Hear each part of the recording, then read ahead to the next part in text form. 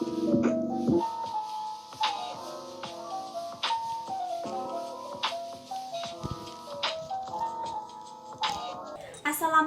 warahmatullahi wabarakatuh. Kami dari kelompok 2 ingin mempresentasikan makalah yang berjudul Lapisan Atmosfer Bumi. Di sini saya akan menjelaskan sedikit terkait bab 1, yaitu apa pengertian dari atmosfer bumi. Atmosfer berasal dari bahasa Yunani yaitu atmos dan spaira. Atmos yang berarti uap dan spaira yang berarti lapisan. Sehingga atmosfer adalah lapisan udara yang menyelubungi bumi.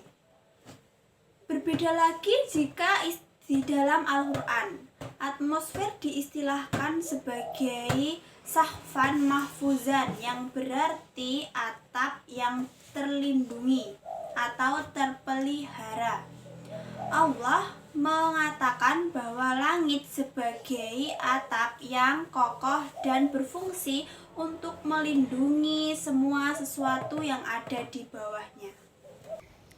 Selanjutnya yaitu struktur komposisi lapisan-lapisan atmosfer dan juga kegunaannya. Nah, lapisan atmosfer itu ada 4, yaitu lapisan troposfer, stratosfer, mesosfer, dan juga termosfer.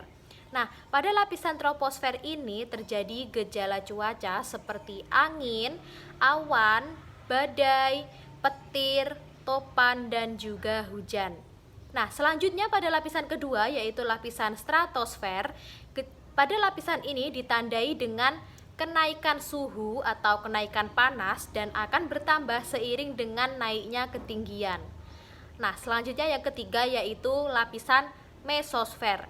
Pada lapisan ini ditandai dengan turunnya suhu udara sebesar 0,4 derajat Celcius setiap 100 meternya. Yang terakhir yaitu lapisan termosfer.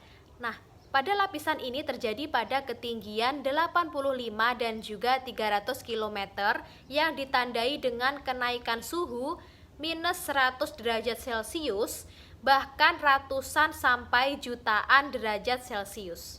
Selanjutnya yaitu mikrofisis awan dan hujan, yaitu proses-proses fisis pembentukan partikel, awan, dan tetes hujan. Nah, pengertian awan itu adalah kumpulan butiran air dan kristal es yang sangat kecil atau campuran keduanya dengan konsentrasi 100 per cm kubik. Sedangkan pengertian hujan adalah status terakhir dari proses pertumbuhan awan. Untuk lebih memahami proses fisis dan mekanisme terbentuknya awan, profil udara atas sangat penting untuk dipelajari karena sebagai media terbentuknya awan. Proses pertumbuhan awan seperti proses pertumbuhan awan konvektif. Apa itu awan konvektif? Adalah awan yang dihasilkan oleh proses konveksi akibat pemanasan radiasi surya.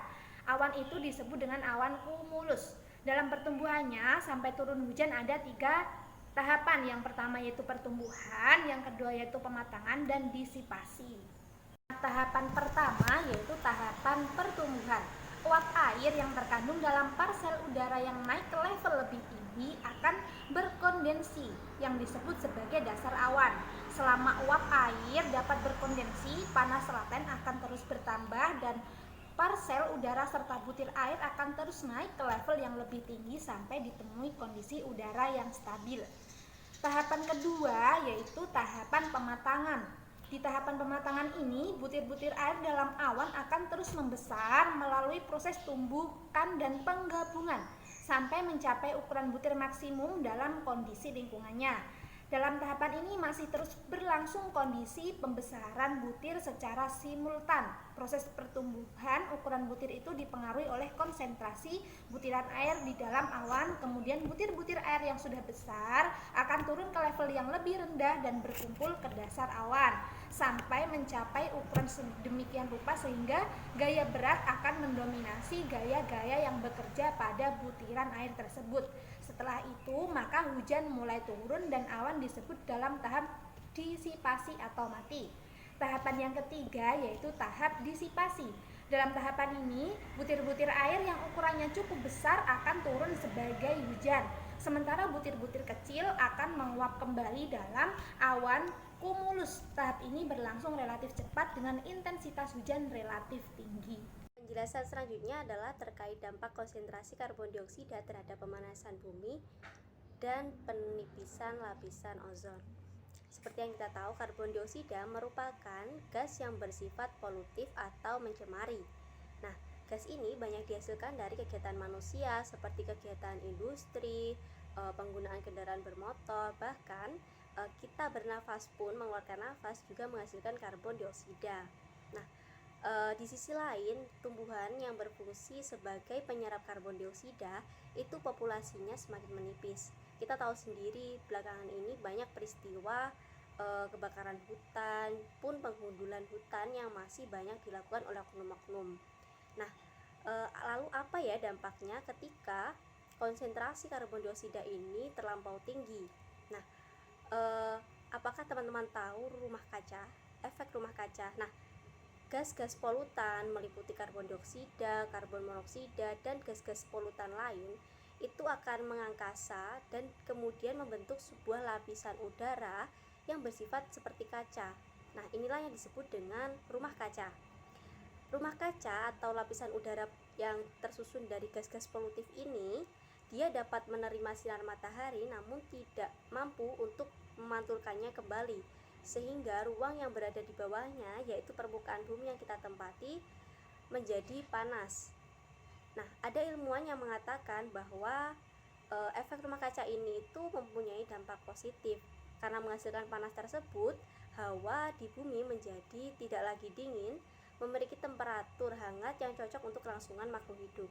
Namun, tetap saja jika konsentrasi dari gas-gas tersebut terlampau tinggi, maka semakin sedikit pula panas matahari yang dipantulkan keluar, sehingga lebih banyak panas yang terperangkap di dalam permukaan bumi. Nah, inilah yang menyebabkan pemanasan bumi, atau kita menyebutnya dengan global warming, pemanasan global. Nah, efek lainnya adalah ini bisa menyebabkan perubahan cuaca yang ekstrim. Yang lebih parah, efek dari rumah kaca ini bisa menyebabkan penipisan lapisan ozon, bahkan bisa melubangi lapisan ozonosfer. Yang kita tahu bahwa lapisan ozon ini berfungsi seperti tabir surya, yaitu melindungi kita dari sinar ultraviolet.